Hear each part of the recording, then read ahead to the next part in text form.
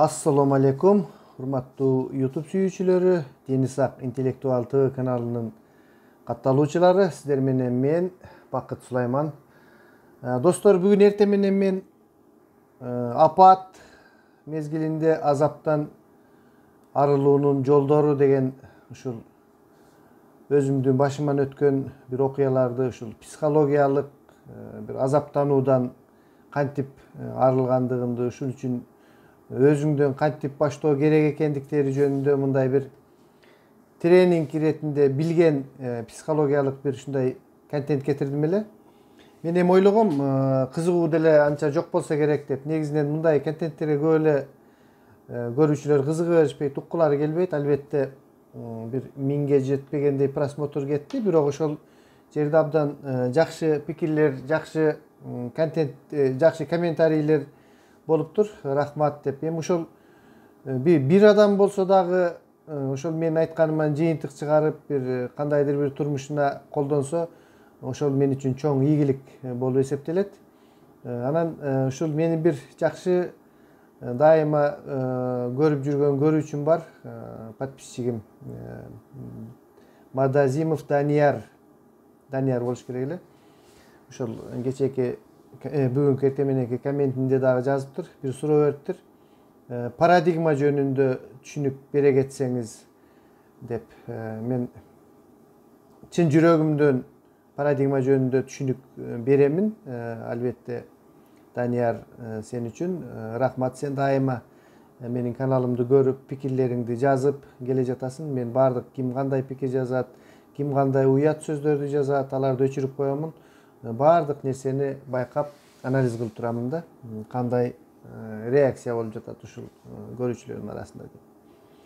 Эми менин эң кубанган жерим ушул адамдардын кандайдыр бир ушул өзүн өзү өнүктүрүүгө, жашоонун өзгөрүүсүн өзүнөн баштоого кызыгуунун бар экендигин мен байкап калдым. Мен ушул чын дилимден ушул парадигма деген эмне экендигин айтып берейин. Парадигма деген мен парадигма деген сөздү мурда деле угуп жүргөм, бирок анча жакшы түшүнбөчүмүн. Анан Стивен Ковинин 7 навыков высокоэффективных людей, мындай кыргызча айтканда кыйын кишилер деп коебузбу, же ушундай чыгаан кишилердин 7 илээси, 7 амалы деген сыяктуу болуп которулат. Мен мындай точносын которо албай жатам. Ушул чыгаан кишилердин, кыйын кишилердин 7 илээси деген китепте ушул парадигма жөнүндө кеңири түшүнүк берген да. Мен ошондон сиздерге түшүндүрүп берейин. Парадигма деген адамдын ишеним түшүнүгү да. Мисалы үчүн мурда кандай деп ойлошкон, ушул күн жерди айланат деп түшүнгөн да. Парадигма ошондой болгон да. Баардык адамдарда ошондой ишеним болгон. Чынында кийин ошону далилдешип, Галилео Галилей, далилдейби ким? Же Коперникпи кимиси иши кылып, ошол илгерки астроном, физиктер биринчи жолу айтканда ага ишенишпейт, кантип эле ушундай болсун деп. Кийин анан мына илим аныктаганда ошо чын эле жерди күн эмес, күндү жер айланат экен. Дагы турмушта ушундай ишенимдер абдан көп да. Биз мисалы үчүн, мисалы мен мындай кылып айтып берейин, парадигмалар өзгөрөт дагы да, бул өзгөрүп дагы турат, ишенимдер дагы өзгөрөт. Мындай карап туруп эле сдвиг парадигмы деп коет. Ошол китепте дагы мисалдар бар. Мен эми өзүмдүн башыман өткөн ушундай парадигманын өзгөрүшүн айтсам, парадигма деген бул ишеним адамда кандайдыр бир. Сен ошол ар кимдин өзүнүн көз карашына жараша парадигмасы бар да.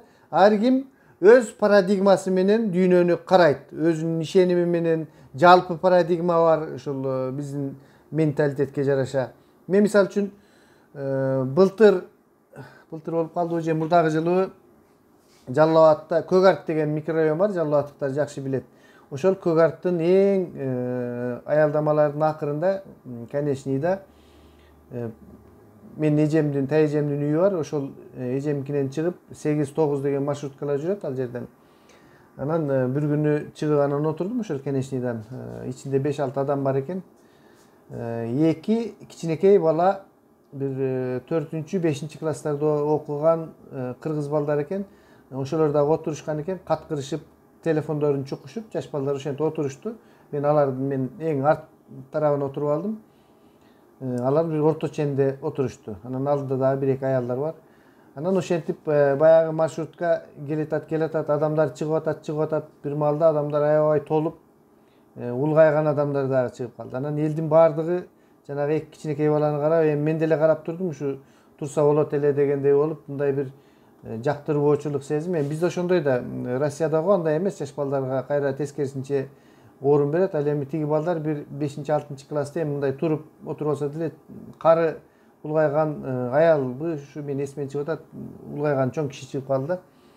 Анан элдин баардыгы карап, анан bir жашыраак келин чыдабай кетип, ай бала турбайсыңбы, өзүңөн чоң адам турганда дегенде, анан бала жалт этип карап, мен тиги үкөм иним инвалид эле, ал көрсө инвалид бала экен, отура албайт экен, ошону мынтип сүйөп, экөө колдору жакшы эле иштейт экен, ал инвалид болсо дагы ДЦП экен да, колдору жакшы ойноп, телефон ойношуп ошентип каткырып келаткан экен. Мен дегенде анан тиги аял дагы кызыкча болуп кетти.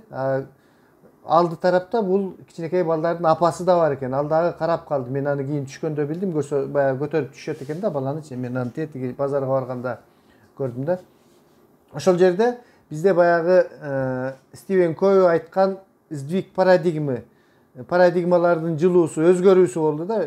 Ошол bir 3 мүнөт 2 мүнөт биз баардык ошол маршруткадагылар ушул балдар турса болот эле, мындай тарбиясы жок азыркы балдар деген ойлор баягы инвалид баланы алып келатканын көргөндөн кийин биздин баардыгыбыздын көз карашыбыз өзгөрүп, биздин парадигмада өзгөрүү, кыймыл болду да. Ушуну парадигмалардын сдвиги, кыймылы деп коет.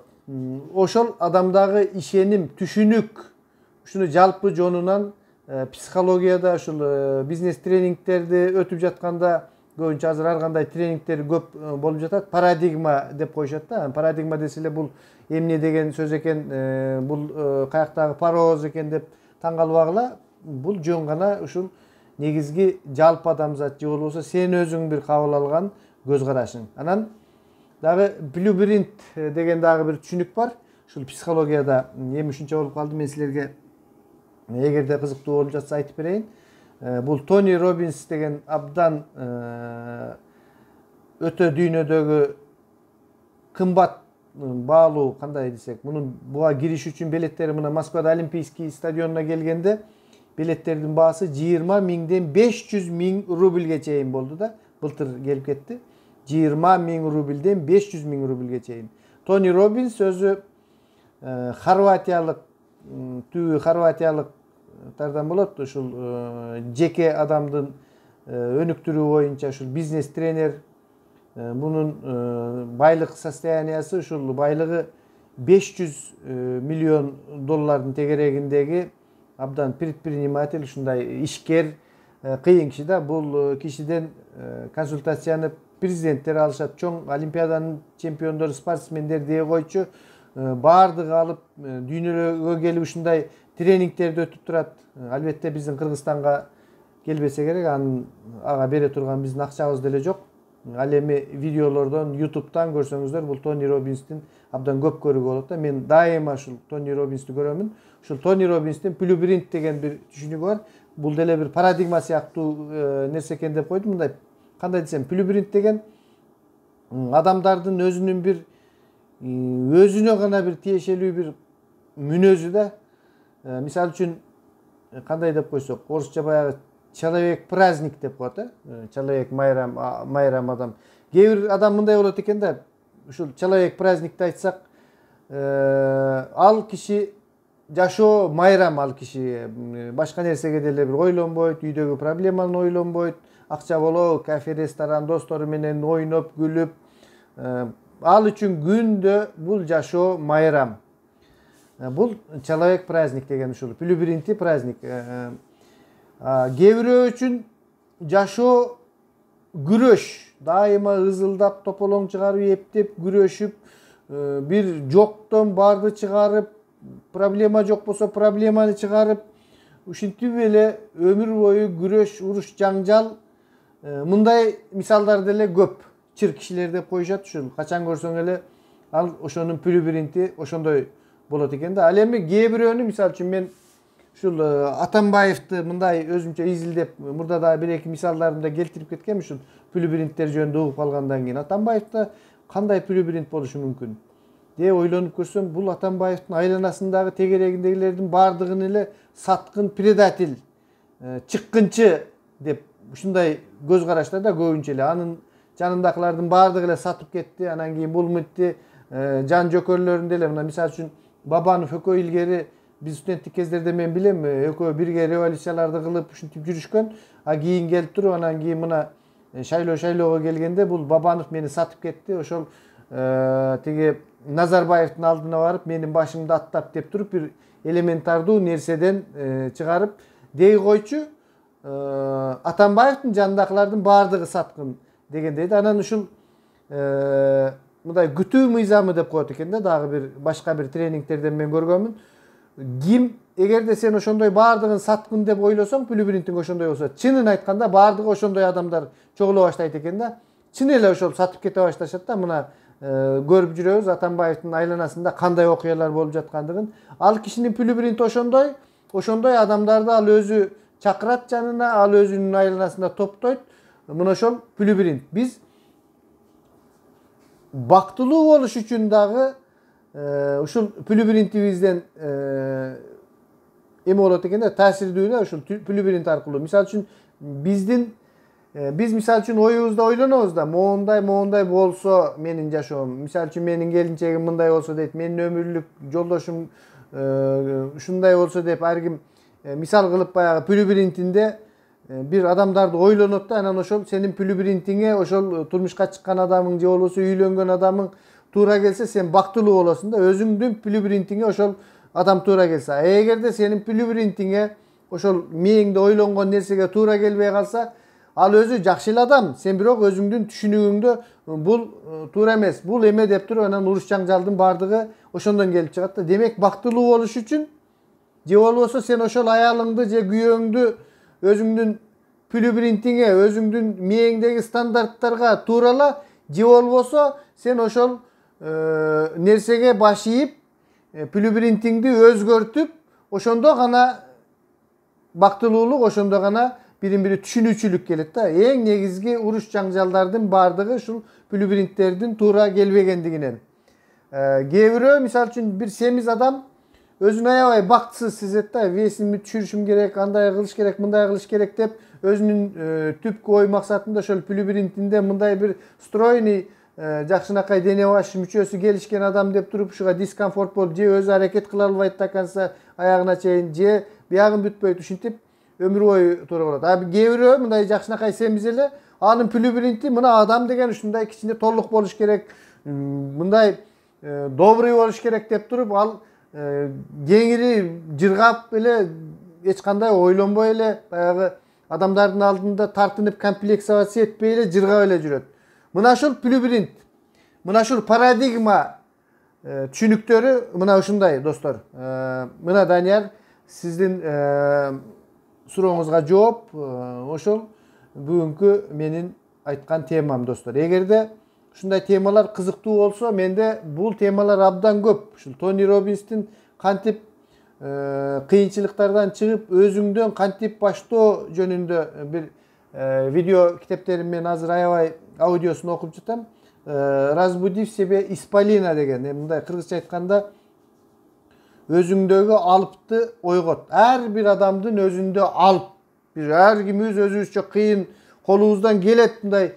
Биз ошону уктатып, коркуп, билбей эле жүрө беребиз да.